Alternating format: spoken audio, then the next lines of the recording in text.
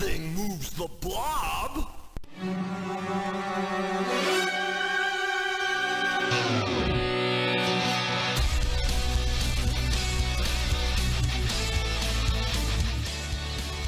It's the Bob Show, Chicago Sports Radio.com, 773-966-2494, the number if you want to call in.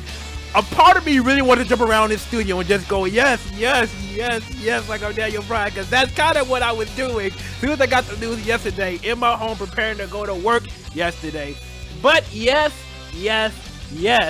Daniel Bryan Danielson, Mr. Brie Bella, Cena's brother-in-law, or Cena's future brother-in-law, is back to wrestling again. He was clear. For those of you who don't know, Daniel Bryan, a couple of years ago, trying to look for the exact date, February 8th, 2016, Daniel Bryan was forced to retire. Many concussion, medical reasons. He had a couple of times where he was on the top of the mountain, whether he was WWE World Heavyweight Champion or Intercontinental Champion. And, had to give those up because he kept missing time due to injuries, whether it was a concussion or arm injury or whatever. Then later, 2016, became SmackDown Live's general manager. And yesterday, March 20th, after more than 2 years of evaluations, he had been cleared by all doctors, including WWE, because the story for the past year or so has been that other doctors are clearing him, but the WWE doctors won't clear him. But he was cleared. He announced it. Had a very emotional speech at the beginning of Raw. Thank Brie a lot. Thank his wife a lot. Hey, that's a real one. You need to, everybody, fellas, find yourself a real one. I need to find myself a real one. But anyway, he came back, had a great speech at the beginning of SmackDown. Great, loved it. Almost brought me to tears. But I ain't no punk. You ain't Coco. Daniel Bryan, you're great. You're a great speech. You get people pumped up, but you're not Coco. You can't make me cry. You're not that great film like Coco, but came close. But good speech. Then came at the end of the night again, doing the general manager duties. And Kevin Owens is saying, guys, he confirmed to advocate for live vicariously through them. Fired them for beating up Shane McMahon because taking it too far and injuring him. I put it in quotation for you just listening and not watching. Injuring him. And things went down every day right from there. It got beat up for it, firing them. Didn't take too kind of being fired. But I will say this. Let me start with the things I loved, okay? Things I loved. For those of you who remember the Attitude Era, there are plenty of times where The Rock, talk trash or whatever, and then at the end of the shows, whether it's DX or Triple H or the McMahons or somebody, got beat up by a crew. And then, he had, sometimes he would stay down. Sometimes you have that hope spot where he beats everybody up and at the end of the night, standing at the middle of the ring, holding his hand held high.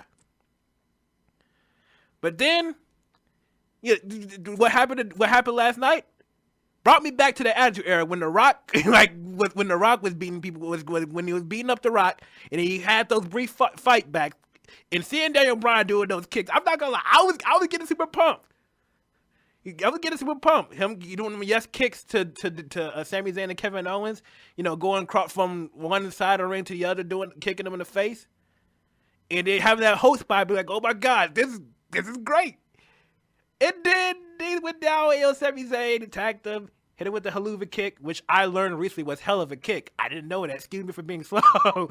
Then got powerbombed on the side, the hardest part of the ring, again, putting in quotes. And on a return night of somebody that just came from a concussion, the first thing you do is do something that's supposed to be a really major move that injures people, which I loved. That kind of booking I love. I think that was a great thing to do. The fans were absolutely ballistic for Daniel Bryan. Kevin Owens. First, before I get into the man, let me give another great a round of applause for Kevin Owens, because Kevin Owens always seemed to find a way to get major heel heat. He always finds a way, whether it's calling out Goldberg the week after he betrayed Chris Jericho in the Festival of Friendship, whether it's the first NXT or the first night and he powerbombed Sami Zayn on the side of the apron after he won the NXT title. Last night, Daniel Bryan's supposed to be heroic comeback in the night. Next thing you know, he powerbombing and putting the man on a stretcher. And Kevin Owens is great. Is great at being both. Could be a funny bad guy and being a sadistic bad guy. Kevin Owens has fantastic at finding himself in those roles like that, and that's something that I feel goes under the radar sometimes. Sami Zayn also piggybacking on Kevin Owens. Those two are a great duo.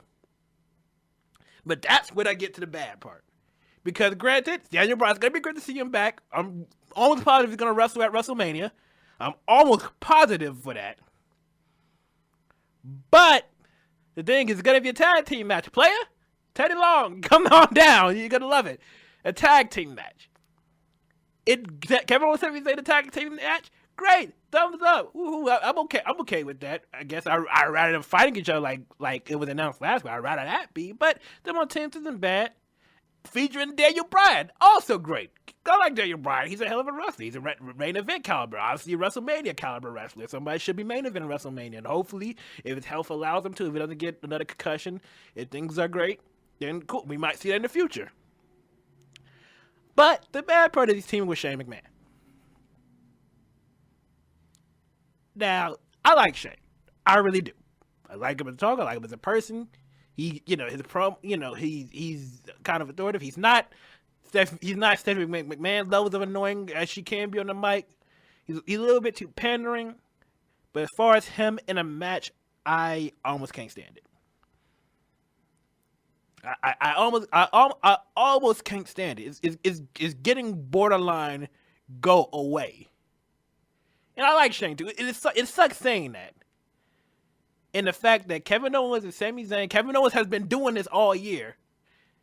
And I know they fought. It's always, remember Stone Cold and Vince McMahon. They always fought each other. But at some point, but Vince McMahon as a character is a better character than Shane McMahon as a character. Let's get that out the way with it. Then let's also realize that Vince McMahon isn't supposed to be great at fighting. If he's a bad guy, he can do all kind of bad guy things. Either call some other people out to help him out, either call some other people to help him out, or be that I can't fight, so this is hilarious seeing me beat up somebody like Stone Cold Steve Austin.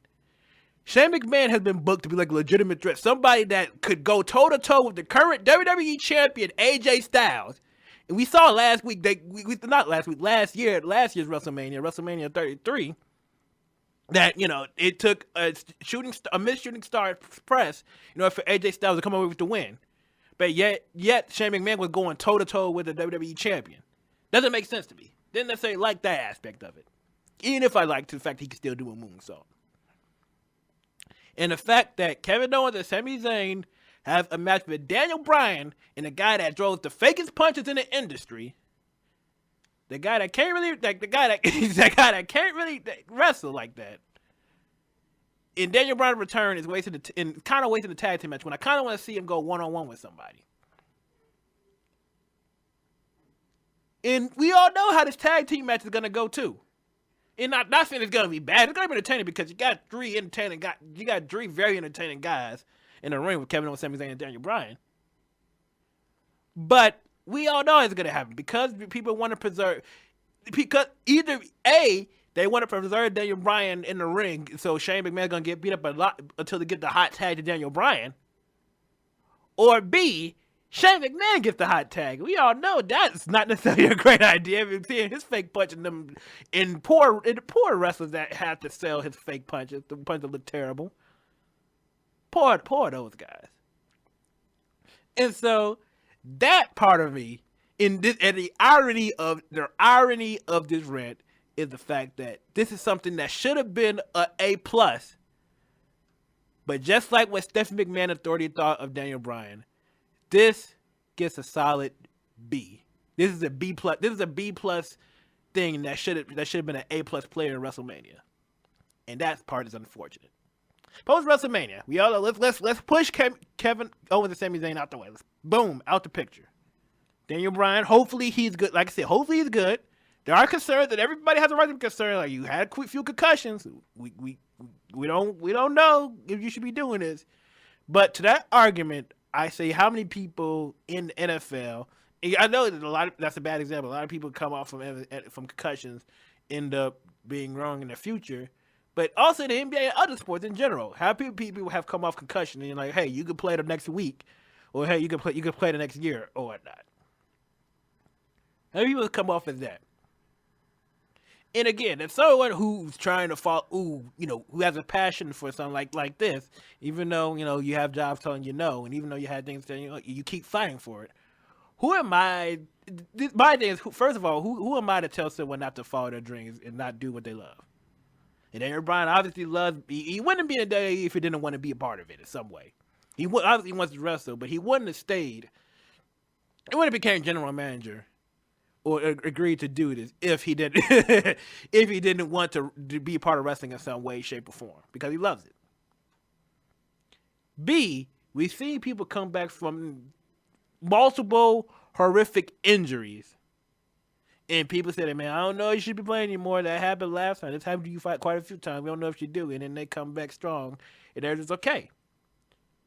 And Daniel Bryan deserves. He deserves the chance. He deserves the chance to prove that everything's gonna be okay, regardless. And it sucks. It's ultimately his decision. Who are we to tell him what to do? So as far as I'm concerned, I'm concerned like the rest of you, and I'm holding my breath. In fact, I know some people were wincing at some of the kicks when he was running from corner to corner to Kevin Owens and Sami Zayn. The way he led, like you go like, I don't know. He led kind of bad. I don't want him getting a concussion, But hey, it's his choice. But post WrestleMania, move on from that. The serious stuff. Move on. What would be next for Daniel Bryan? First of all, Miz needs to go to SmackDown, or Bryan needs to go to Raw and finish what they started. Because the whole argument was that, hey, if I could come back, I'd kick you. And Miz was like, hey, you know what? Hey, you ain't wrestling. Stop screwing me over, or go somewhere else if you want to wrestle that badly. Well, Daniel Bryan wrestle again. Miz, you've been talking stuff. What was all that stuff you were saying on Talking Smack every week, making me walk off, becoming the highlight? What was all that? I would love to see that. The Miz has elevated himself on the mic to make a Miz versus Daniel Bryan feud even more intriguing. And it was interesting anyway back in a bad NXT. Not the good NXT we know now, the bad NXT. That was an interesting dynamic too. Obviously, you got your AJ Styles, you got your Shinsuke Nakamura, you got Samoa Joes, you got your John Cena. I'd love to see another match between the two. Finish what they started at SummerSlam. I'd love to see that. But there is so much there is so much potential with Daniel Bryan coming back. It's just all about health. And let's not forget, Daniel Bryan and Dolph Ziggler still has unfinished business. And I know I've been a critic of Dolph Ziggler, but they still have unfinished. They had some decent stuff going on before that injury for the Intercontinental title. But it's him coming back has had to be the happiest news any wrestling fan could get.